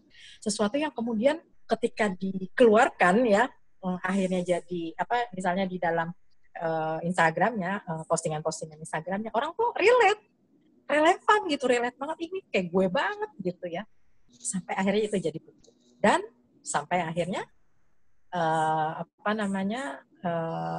tadi ya, berapa tuh 5.000 ya dalam 7 menit ya. Ini memang benar ya. Jadi bukan, kan ada juga yang besar-besaran, laku sekian ini ribu gitu, berapa kali cetak gitu. Ada sih yang agak lebay gitu ya. Tahulah saya. Tapi ini benar gitu ya. Jadi dia NKCT ini adalah rangkuman ribuan rasa dari proses mendengar, riset ya, sama riset itu makanya pentingnya riset gitu ya, sebelum kita melakukan digital marketing pada karya kita sebagai seorang penulis gitu. Ya itu tadi saya kembali, memang ini mungkin 1.000.001 ya yang terjadi, tapi ya itu tadi studi kasus, kita mencari yang sukses gitu ya. Ada beberapa hal yang mungkin kita bisa tiru gitu. Gimana yuk? Ini masih ada waktu yuk? Iya nih, kita diskusi. Mau lanjut materinya dulu Mbak? Udah ada yang bertanya nih. Udah ada yang bertanya ya? Ya. Ini ada beberapa lagi sih. Sebentar. Nah ini penting ya. Ini penting tadi ya, soal tadi riset ya. Ini saya balik tadi studi kasus. Nah, kenapa kita penting untuk riset dan tahu audiens kita ya? Karena misalnya ini beda-beda audiens novel nih, ada contoh ya, ini dari diskusi ya, waktu itu kami sempat diskusi tentang digital marketing ya, di Zen Group ya. Audiens novel, audiens komik, audiens non-fiksi, audiens buku anak itu beda-beda. Nah ini kenapa kita tahu tadi ya soal persona ya. Siapa namanya tadi Marcella tahu banget gitu. Siapa saja demografi orang pembacanya gitu yang agak hilang suaranya Mbak Di. Halo. Hilang ya? Sabar ya. Sempat hilang Mbak suaranya. Jelas udah kok, jelas. Udah Mbak. Oke. Ya, jadi ini ya, tadi ini contohnya misalnya beda antara misalnya audiens novel sama non-fiksi ya, walaupun mungkin usianya dari segi demografi, geografi, behavior, interest gitu ya. Ini penting untuk dipetakan ya, karena ini nanti bermanfaat banget gitu ya ketika kita mau melakukan baik dari social media marketing, search engine ya, SEO sampai misalnya kalau kita mau melakukan paid ya, paid marketing, paid promote ya. Ini penting banget gitu ya. Jadi kita harus tahu misalnya karya kita ini apa sih ininya gitu ya, demografinya, geografinya gitu, behavior kemungkinan ya akan pembaca kita tuh seperti apa gitu ya.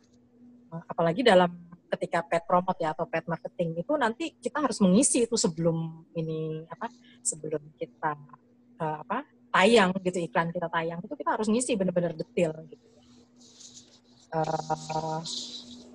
Oke, kira-kira mungkin itu dulu ya. Oke teman-teman, itu tadi dari Mbak Di. Kita mau buka sesi tanya jawab nih. Sorry sebentar. Ini ada 5 hal. Ini jadi 5 hal ya tadi. Jadi dalam digital marketing itu ya yang harus suaranya hilang timbul soalnya. Yang pertama itu mindset, riset ya, research, kreativitas, budget ya, dan analitik. Ya budget ini bisa disesuaikan gitu ya. Analitik ini berguna kita buat tadi. Kita ini kurang efektif nih gitu ya, kita kita ganti konten ya, atau mungkin sasaran kita yang kurang tepat tadi ya, makanya pentingnya kita tahu audiens kita seperti apa gitu ya, sesuai dengan karya kita. Jadi ini 5 hal penting dalam digital marketing ya. Tadi mindset ya, kreativitas itu penting banget ya. Kemudian tadi riset ya, seperti yang dilakukan oleh Marcella dengan nanti kita cerita tentang itu. Oke, begitu dulu. Semoga tidak membingungkan yang tadi saya jelaskan. Ini mau langsung tanya atau? Iya, ini udah ada pertanyaan yang sudah di chat ini. Nanti dibacakan dulu. Baik, nih keren banget nih pertanyaannya. Ini dari siapa tadi ya? Bentar, saya sebutin. Pertanyaannya adalah untuk penulis yang menulis buku secara indie, baiknya memasarkan bukunya melalui media apa dan bagaimana menghadirkan konten yang menarik untuk pembeli. Ini diterbitkan secara indie, Mbak. Satu-satu dulu ya. Ya, satu dulu. Memasarkan bukunya melalui media apa ya? Melalui media sosial. Memang yang cukup murah ya, yang sifatnya organik ya. Jadi tadi kalau selain paid marketing itu makanya paid ads gitu ya, berbayar. Tapi kalau yang enggak itu organik ya kita nyebut gitu ya. Jadi tadi yang seperti saya bilang, kita tahu dulu bukunya, misalnya bukunya apa nih, novel remaja, novel anak, non fiksi, komik ya. Tadi yang saya sempat ini ya tampilkan ya contohnya, karena itu nanti akan menentukan kita mau ini di media. Saya udah jawab yang pertama, cocok di media sosial ya, karena kita sekarang lagi berbicara tentang digital marketing, maka memang yang paling ini adalah media sosial ya, karena hampir semua, sebagian besar kita pasti punya kan ya, minimal punya Facebook lah ya, Facebook atau Instagram ya. Jadi itu. Terus yang kedua itu tadi, kita harus tahu dulu gitu, karena nanti itu yang menentukan cocok di mana nih. Kita udah bikin misalnya konten yang bagus gitu ya, berusaha menampilkan ini buku kita ya, tapi kita salah ininya di di Facebook gitu ya, yang mungkin misalnya ternyata itu buku kita buku remaja, sasarannya misalnya generasi milenial, generasi tadi yang misalnya contohnya generasi Z gitu ya, usia di bawah 20 tahun gitu, yang mereka hampir sebagian besar udah nggak main di Facebook gitu ya, mereka mainnya mungkin sekarang lebih banyak di TikTok ya, di di Instagram masih banyak gitu ya, di YouTube gitu ya. Jadi itu ya itu yang harus kita tahu gitu ya. Terus bagaimana menghadirkan konten yang menarik pembeli ya, tadi sih seperti saya jelaskan gitu ya, kita belajar dari tadi yang nanti kita cerita hari ini, tadi kita ada memahami dulu, kita harus paham juga gitu ya, buku kita tuh tentang apa, kita harus benar paham isi konten buku kita. Nah nanti mau modelnya seperti apa, kontennya mau tadi yang hampir lebih 20 ya, jenis-jenisnya mau dimodelkan seperti apa, terus itu nanti kita bisa pilih gitu ya. Konten yang menarik itu tadi yang saya bilang soal storytelling gitu ya. Bagaimana misalnya contoh si Marcella ini, dia bertanya kalimat terjahat, kalimat terjahat gitu ya. Yang pernah kamu terima gitu ya. Jadi intinya yang pertama, konten itu tadi yang juga saya sudah jelaskan, jangan hard gitu ya, yang awal-awal gitu ya. Kita bisa kemas dengan dengan cerita ya, dengan yang menyentuh gitu ya, sesuatu yang menyentuh. Orang tuh biasanya suka ya dengan sesuatu yang menyentuh. Orang manusia ya, suka yang sedih, suka yang bikin ketawa. Jadi dua hal itu gitu ya. Makanya banyak juga gitu ya. Tapi tetap ya kita harus melihat buku kita apa gitu ya, tentang apa ini. Nanti konten sebenarnya novel romance yang tragis tapi kita bawakan dengan dengan konten marketing yang ketawa-tawa, ntar nggak masuk gitu ya. Ini sih ya, ini jawabnya bisa sangat panjang gitu kan. Iya. Tapi teman-teman bisa memperhatikan ya, di media sosial gitu ya, bagaimana mungkin penulis-penulis atau penerbit mencoba menyajikan konten-konten ya, kayak gitu. Terus lanjut. Terima kasih Mbak Mina Megawati tadi yang tanya ya. Selanjutnya pertanyaan dari Nana FLP Cabang Lahat. Apakah perlu diperhatikan waktu-waktu yang tepat untuk iklan di media sosial? Jam berapa aja? Apakah sama antara media satu dengan lainnya? Beda. Tapi lagi-lagi seperti tadi saya bilang, dinamis banget ya. Digital marketing itu, media sosial itu dinamis gitu ya. 1 bulan lalu kita bisa bilang iklan ya, kalau mau ngiklan di medsos, di Instagram itu mestinya seperti ini gitu. Tapi bisa aja berubah gitu ya di berikutnya. Kalau soal waktu ada sih, memang ada. Tapi ini juga enggak ya buat panduan sih oke gitu ya. Dan itu beda-beda memang antara misalnya Instagram, Facebook gitu ya. Ada kalau misalnya browse juga kayak gini sudah banyak sebenarnya ya, Mbak Nana ya. Jadi misalnya Instagram itu kebanyakan orang buka pagi. Nah, tapi ini juga harus kita lihat. Ibu-ibu biasanya buka Instagram itu siang.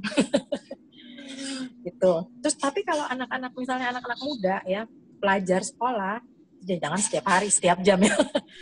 Tapi yang paling ini biasanya pagi-pagi jam 7. Biasanya karena orang misalnya pekerja gitu ya, mereka lagi di angkot, lagi di transportasi maksudnya ya.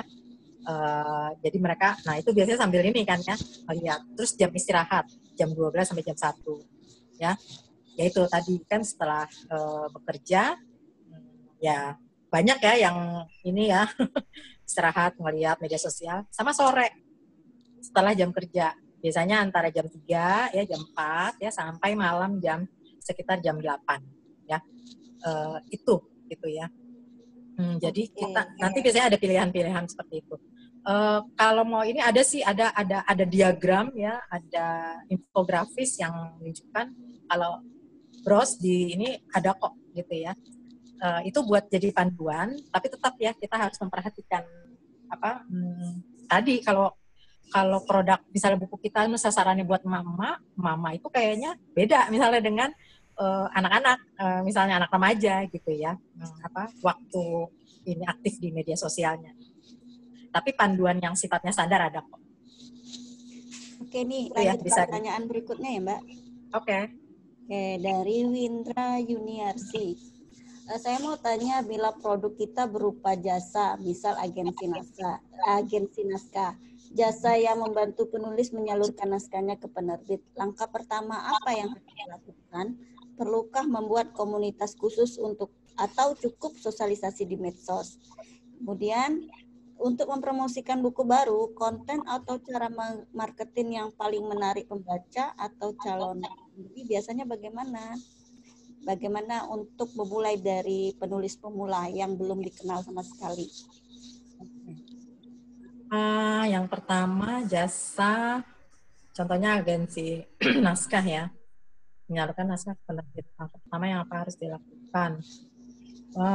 Ya, yang memang yang pertama tentu benar ini cukup pertama sosialisasi di medsos dulu gitu ya, sosialisasi di medsos ini yang sifatnya organik ya. Apa yang tidak berbayar ya, ya kita bisa buat gitu ya, bahwa kita ini gitu ya, kita punya agensi naskah gini gitu ya. Nah, ketika kita bercerita membuat konten itu juga kita bisa bikin misalnya itu tadi yang model yang tadi saya bilang storytelling gitu ya. Alih-alih kita misalnya apakah Anda membutuhkan apakah karya Anda sering ditolak, apakah kami siap membantu Anda ya. Alih-alih membuat seperti itu, kita misalnya bisa bikin cerita, misalnya ada kita bisa mencari ya kisah yang relate gitu ya, yang relevan ya dengan ini produk kita sebagai jasa ini, yang akan bikin orang iya benar juga ya. Misalnya adalah kita bisa buat yang sifatnya dari pengalaman orang lain ya. Entah mungkin kalau di kita mungkin agensi, tapi sekarang udah lumayan banyak sih ya sebenarnya agensi naskah. Jadi kayaknya ada juga ya, udah mulai ada kisah-kisah sukses ya, atau kisah-kisah yang menarik gitu, yang itu bisa kita jadikan bahan gitu ya buat mensosialisasikan ini kita ya. Kemudian perlu nggak komunitas khusus gitu? Kalau dirasa perlu bisa gitu ya, entah kita mau bikin page gitu ya. Tapi yang pertama memang kita sosialisasi dulu aja gitu ya di media sosial. Boleh bisa juga iklan tadi. Kita bisa mengiklan, kita bisa bikin misalnya budgetnya kecil aja dulu gitu ya. Informasikan tentang ini ya, tentang agensi naskah kita ini gitu. Jadi memang ya yang pertama yaitu penting memang sosialisasi medsos. Terus kalau kita punya teman-teman yang baik, yang kita bisa memanfaatkan dalam arti ya teman kita yang punya mungkin follower banyak juga gitu ya, bisa jadi juga punya influencer gitu ya, teman yang influencer itu kita juga bisa membantu gitu ya. Tentu sebelumnya dia harus tahu juga gitu ya, kita jelaskan ya, untuk membantu mensosialisasikan produk kita ini. Terus tadi promosikan buku baru, konten atau cara marketing yang paling baca calon pembeli seperti apa, Bun? Tadi sebenarnya ini ya, kalau ada yang beberapa saya ini kan ya, saya sudah sebutkan cara yang paling menarik pembaca tadi. Kalau kita studi kasus, nanti kita cerita tentang hari ini ya, kita bisa membuat konten-konten yang relate tadi ke pertanyaan pertama ya.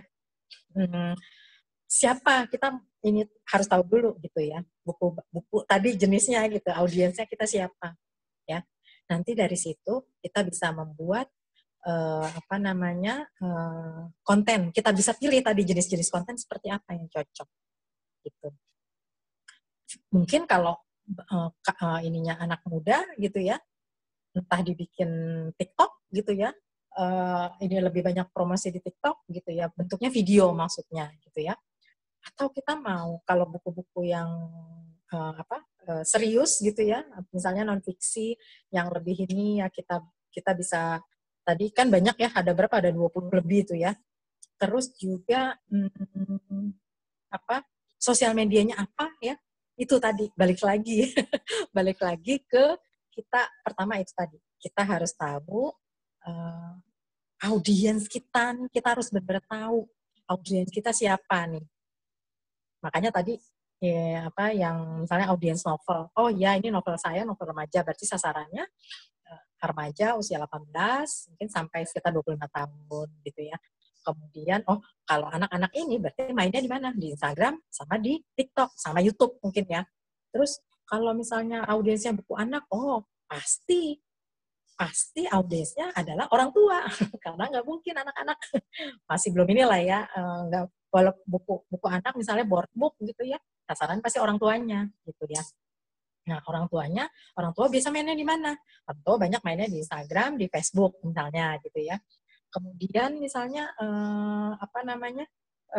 jadi itu bisa nanti menentukan kita mau promosi di mana. Itu tadi bicara soal kanal. Nah, kalau konten ya ini kalau mau cerita konten panjang banget ini sebenarnya gitu ya. Tapi intinya itu tadi.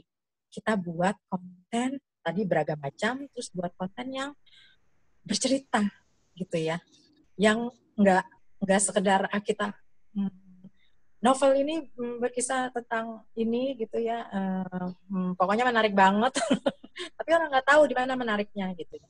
Kita bisa ngasih cuplikan gitu ya. Ini hal yang biasa dulu di luar itu biasa gitu. Kita juga udah saya berapa kali coba gitu, kita kasih misalnya bab pertama atau satu bab pertama gitu ya. Itu salah satu cara ya. Banyak banget sih nih ya sebenarnya kalau mau dijelasin ya. Tapi itu tadi yang paling penting kita tahu dulu ya. Kita tahu dulu Mbak Windra, produk kita ini, buku baru ini tentang apa. Mau dia penulis pemula ya ataupun penulis yang yang sudah terkenal gitu ya.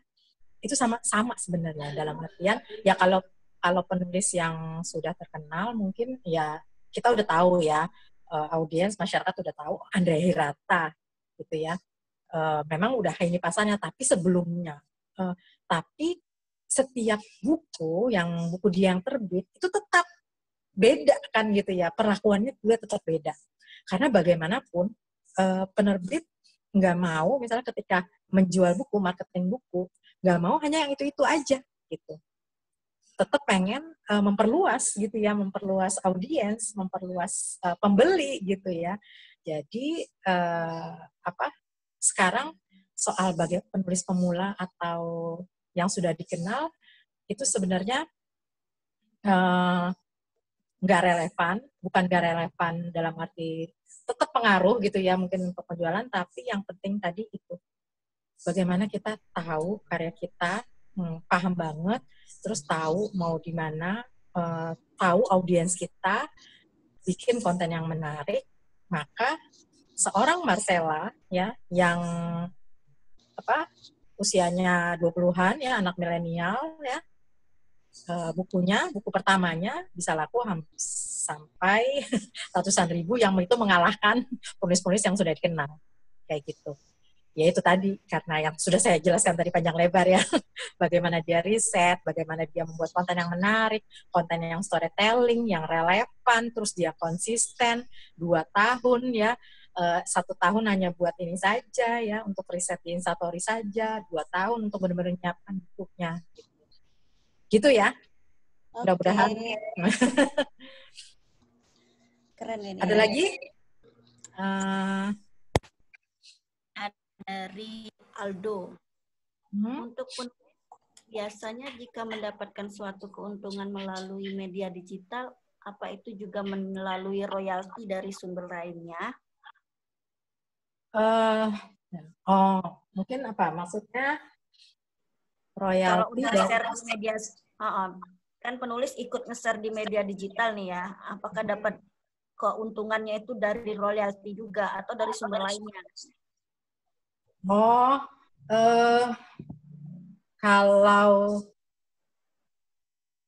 Kalau penulis, sebenarnya kan ketika kita tujuannya, kita kan mau promosikan ya buku kita ya, baik yang sifatnya membantu penerbit ya, Atau apa namanya, misalnya kalau kita menerbitkan sendiri ya indie ya, maka memang ujung-ujungnya sih sama gitu ya, buku kita terjual ya, dan kita nanti akan mendapatkan royalti dari buku tersebut gitu kan ya, ketika sudah terjual ya. Jadi memang ya ujung-ujungnya memang untuk royalti. Kalau sumber lain, saya nggak ini ya, kalau sumber lain, mungkin misalnya kalau bukunya diterbitkan dalam cetak, misalnya berbeda dengan e-book. Dengan e-book itu royaltinya beda kan, itu ada lagi gitu ya. Ini saya nggak tahu nih, maksudnya ini pertanyaannya apakah seperti itu. Jadi ketika kita melakukan digital marketing, baik kita tadi membantu penerbit, buku kita mungkin diterbitkan penerbit mayor atau indie atau kita terbitkan sendiri ya, ujung-ujungnya pasti buku kita kan untuk terjual kan ya, yang nanti dari situ kita mendapatkan royalti. Kalau kita diterbitkan di penerbit mayor, ya ininya mungkin sifatnya hanya royalti gitu ya, karena kan penerbit ada biaya-biaya yang lain gitu ya. Tapi kalau menerbitkan sendiri mungkin karena dipotong, distribusi dipotong gitu ya, kita menjual sendiri, keuntungannya mungkin lebih, bukan hanya dari royalti gitu ya. Karena misalnya kita tidak memakai distributor, misalnya kita menjual sendiri gitu ya, repot memang, tapi kita mendapatkan untung yang tidak kita dapatkan kalau kita menyerahkannya misalnya di penerbit yang hanya mendapatkan royalti saja. Gitu bukan ya? Semoga menjawab Aldo ya. Ini dapat keuntungan lain nggak sih dari kita mengiklan? Mungkin dari menggunakan media sosial itu sendiri ya. Kalau dari penulis mungkin penjualan bukunya lebih meningkat gitu kan. Tapi kalau dari sisi yang lain bisa jadi ada tawaran lagi untuk nulis berikutnya kali ya Mbak ya? Bisa seperti itu. Ada loh penulis-penulis yang akhirnya jadi influencer ya. Awalnya ketika jadi influencer dia juga bisa mempromosikan produk lain. Iya betul. Bisa seperti itu gitu. Ada tambahan dari keuntungan menggunakan media digital itu tadi ya. Iya. Jadi keuntungannya bisa yang sifatnya materi ya. Tadi dengan punya terjual, tapi juga bisa ya materi juga sih ya kalau kita bisa jangka panjang gitu ya Bu ya. Bisa jangka panjang. Oke, lanjut pertanyaan dari apalagi Idatun Nisa. Mau bertanya, porsi untuk jualan tulisan kita dan yang enggak jualan atau sharing-sharing pribadi itu gimana sih Mbak? Jadi lebih baik disisipkan tiap kita postingan atau selang-seling harinya atau misal bikin hari khusus untuk jualan? Ya, memang baiknya selang-seling ya. Nah kalau itu tadi saya sudah jelaskan soal konten strategi model ya. Kalau ini di penerbitan itu yang tadi saya bilang bagaimana kita harus mengisi 3 bulan sebelumnya, ada 10 shift yang harus kita lengkapi ya.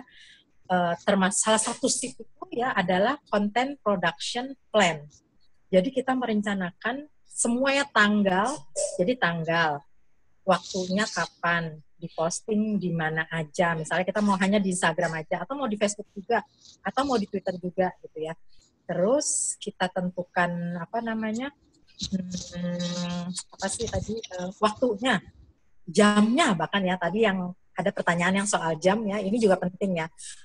Misalnya kita tuh jarang memposting itu di jam 10 misalnya. Karena jam-jam orang tuh jarang ngelihat ini gitu ya. Misalnya kita lebih ini di siang, sore ya, dan malam gitu ya. Jadi, nah itu pentingnya itu tadi ya. Memang bagusnya memang diselang-seling ya. Tadi kan ada beragam jenis ya. Kita misalnya bikin ini kita mau bikin kontennya itu kita mau bikin polling misalnya ya. Terus ada infografis gitu ya. Quotes ya, terus nanti ada lagi kita mau ngasih nih kuis, terus hadiahnya mungkin ya kita bisa mengeluarkan gitu ya 3 buku kita misalnya atau apa, bentuk nggak harus buku juga, tapi bisa entahlah pas souvenir gitu ya. Itu memang baiknya diselang-seling ya. Jadi nggak nggak jualan terus gitu ya, tapi diselang-seling benar, termasuk tadi dengan konten-konten yang sifatnya baik, yang sifatnya soft gitu, tapi mungkin diawali dulu dengan yang soft-soft dulu ya, baru nanti hard setelah ini ya, setelah orang engage ya, baru nanti kita ini dengan yang hard sell. Gitu ya, Nisa, mudah-mudahan menjawab. Oke, kita lanjutkan dari pertanyaan oleh ada jauh nih. Dari jauh nih. Dari pet promote ya. Iya. Pet promote di sosmed. Dulu namanya ini Santi Musa. Konita Musa. Konita Musa. Ya, pet promote di sosmed untuk novel di platform digital itu worthy apa enggak? Nah, soal worth apa enggaknya, tadi saya udah ini ya, tergantung kita pemilihan ininya, Santi, profil ya. Jadi kita harus tahu profil akun ininya ya, akun yang kita mau pet promote di situ ya.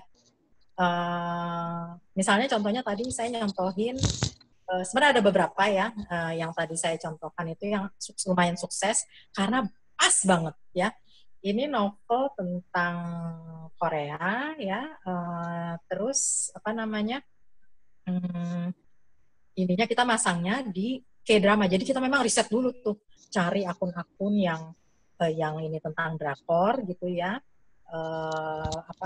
terus dia engagementnya bagus gitu ya, terus dari situ baru kita ini ya pet promote. Nah itu tadi yang saya juga sempat contohkan, bagaimana misalnya kita harus menyesuaikan kontennya yang mirip gitu ya. Ini soal tampilannya ya, tampilan postingannya nanti gitu yang di pet promote gitu ya. Karena kita sempat ya itu tadi yang saya juga sempat cerita, kita pakai yang gaya kita, ternyata nggak masuk gitu yang nggak ini, karena mereka udah biasa misalnya kalau akun K-drama kita itu modelnya gitu ya, putih, ininya merah gitu ya, ini untuk tampilannya. Tapi ini penting ya untuk diperhatikan. Nah terus kita sempat nyoba juga buku non-fiksi, tapi menurut kita mau ngambil nih audiens dari K-drakor ini ya, K-drakor dari akun-akun Korea ini ya, terutama ini drakor, soal menikah. Jadi waktu itu bukunya buku non-fiksi tentang menikah. Ininya bagus ya, likes-nya, engagementnya bagus karena kita bikin konten yang menarik. Tapi pas konversi nggak ada. Dikit banget gitu ya, jauh dengan yang tadi yang novel ya, ya itu memang kalau di digital marketing itu bahkan ya termasuk ketemu itu harus coba trial and error terus gitu ya, coba terus dianalisis mana, terus diperbaiki kontennya gitu ya. Memang harus kayak gitu banget gitu ya. Jadi jawabannya ini worth gitu ya, tapi ada syaratnya. Ada syaratnya tadi. Kita harus tahu banget, kita tepat ya, harus tepat banget pilih akunnya gitu ya. Terus sama tadi kontennya. Kontennya juga harus sesuai sama si akunnya ini gitu ya. Baik akun yang sifatnya mikro influencer, atau yang makro ya. Biasanya makro itu yang seleb-seleb gitu ya, yang mikro itu biasanya di bawah, kalau nggak salah di bawah 10.000 ya, di bawah 50.000 ya. Kalau yang makro itu yang ratusan ribu, jutaan bahkan ya. Yang tarifnya juga lumayan ya. Jadi gitu ya, worth tapi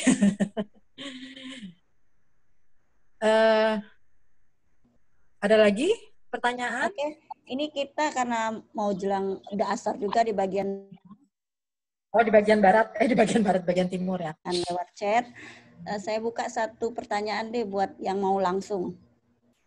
Ada yang mau langsung bertanya sama Mbak Di, dipersilakan. Mbak Di, mau nanya. Oh ya. Jangan ditolak. Jangan ditolak langsung. Silakan Mbak. Yuk. Mbak Di, kalau misalnya untuk penulis buku resep gitu, kira-kira konten yang menarik untuk ditaruh di IG biar brandingnya kuat, itu seperti apa ya? Kalau selama ini aku cuma posting-posting foto hasil masakan, foto foto makanan gitu aja sih. Mungkin ada yang lain. Cerita. Wih, storytelling, wih. Coba deh, bikin. Contohnya? Contoh misalnya ya apa? Kue apa sih kan misalnya? Contohnya apa? Misalnya telepon. jadi ngomongin telepon. Itu ini banget ya teleponnya. Sebenarnya ini Viral banget. penjual telepon bisa memanfaatkan, wah laku banget ini loh. Nih, ini juga digital marketing ini juga itu menangkap sesuatu yang sedang viral dengan cepat gitu ya. Tapi coba deh cerita, misalnya jangan sekedar foto, tapi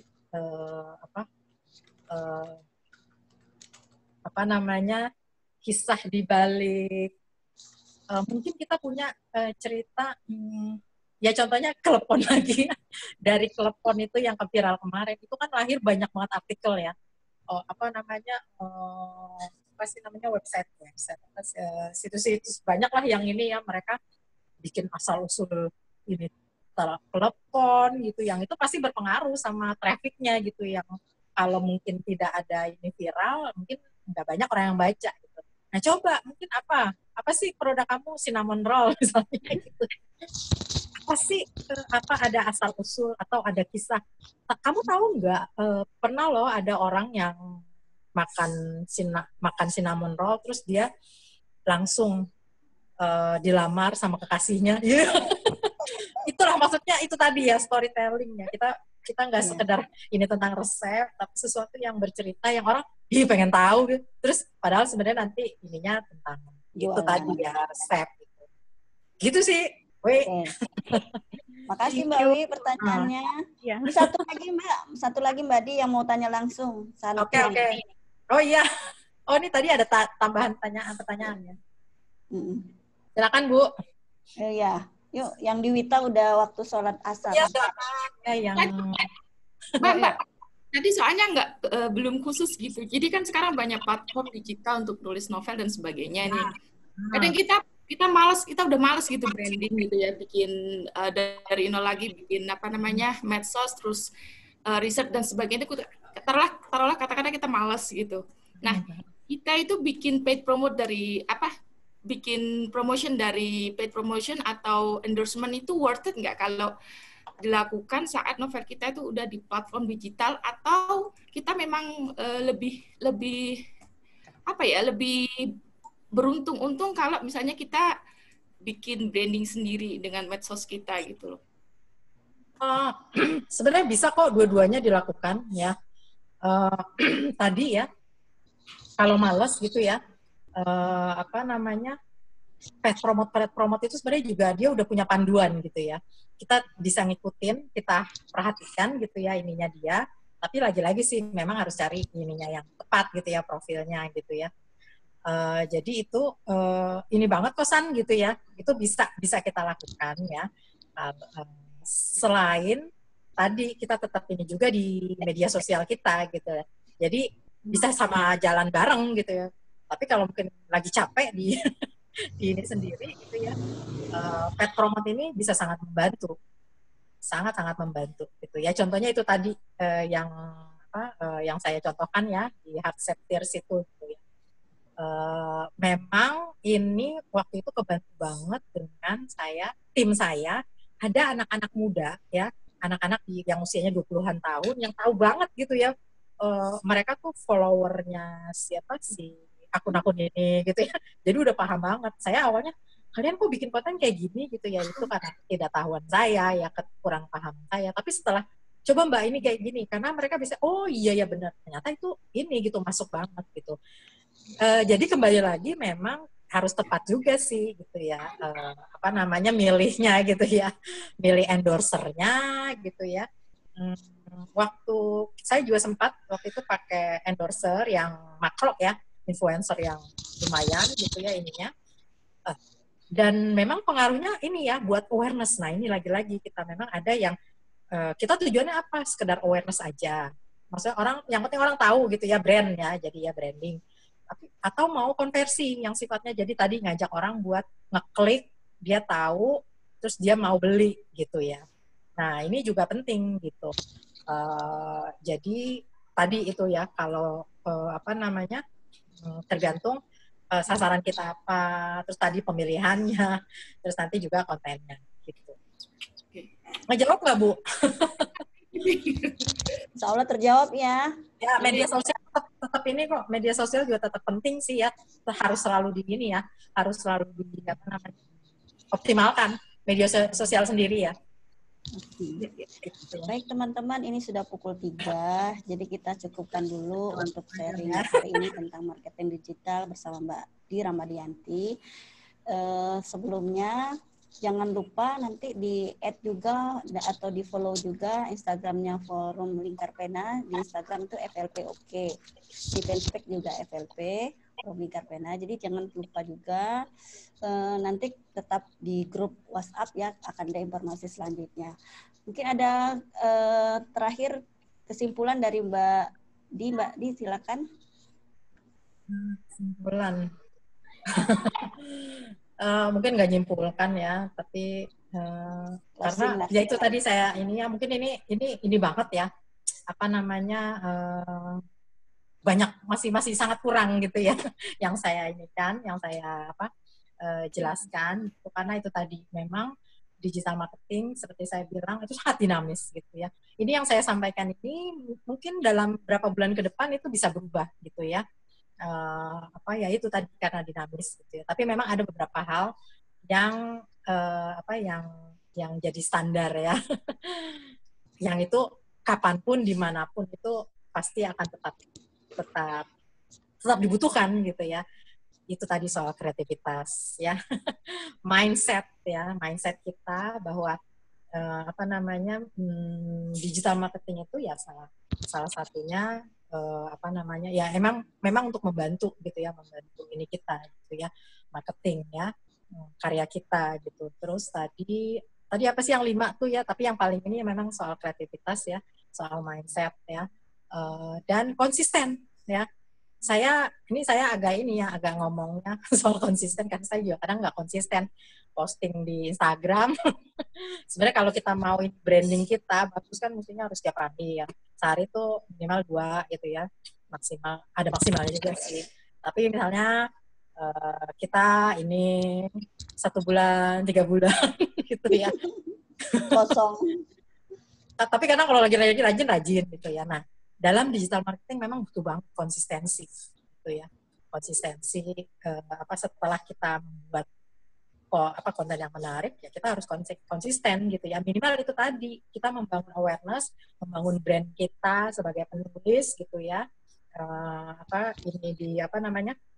Di media sosial kita gitu ya. Itu 3 hal itu ya terutama yang harus kita perhatikan gitu. Minimal itu deh gitu ya. Kalau kita misalnya budget kita kecil gitu ya. Untuk misalnya iklan atau mau paid promote gitu, yang penting kita manfaatkan maksimalkan ya media sosial kita kalau kita punya web atau blog ya. Ini nanti silakan Yayu dan teman-teman bisa membuat ini sendiri ya, tadi yang soal SEO karena itu ini banget ya. Detailnya itu lebih kompleks lagi ya. Karena kayak gitu. Mohon maaf kalau ada yang kurang ya.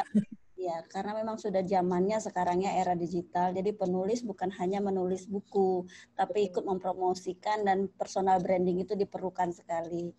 Karena banyak sekali penerbit-penerbit juga yang menilai dari media sosial penulis itu sendiri. Karena ada juga bahkan dari blog ataupun dari media sosial sendiri itu dilamar dari penerbit karena banyak followernya ataupun soft sellingnya itu bagus. Nah, kontennya juga misalnya dia rajin ya. Rajin ya. Ada beberapa penulis yang saya kenal yang memang punya banyak aktif lah di media sosialnya sehingga rajin menerbitkan buku, dan penerbit kayaknya sayang ya sama penulis yang seperti itu. Ya.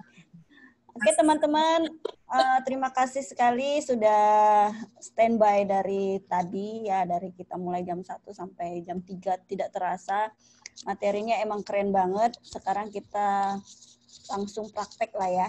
Jangan lagi dibiarkan media sosialnya. Kalau perlu kita saling follow, saling mempromosikan produk teman-teman. Itu saja, mohon maaf kalau tidak ada kurang dan salah. Kita akhiri dengan mengucapkan hamdalah. Alhamdulillahirrahmanirrahim. Akhiri, wassalamualaikum warahmatullahi wabarakatuh. Waalaikumsalam warahmatullahi wabarakatuh. Assalamualaikum. Thank you. Waalaikumsalam. Ya, nanti kita follow-followan Instagram ya, biar kita saling promosi produk teman-teman ya. Terima kasih. Oke. Jangan keluar grup dulu ya teman-teman, nanti ada informasi untuk materi dan lain sebagainya. Oke, Mbak. Makasih Makasih, Mbak. Mbak Dini. Dadah. Itu keren banget. Aku N ya. Oke, iya Mbak.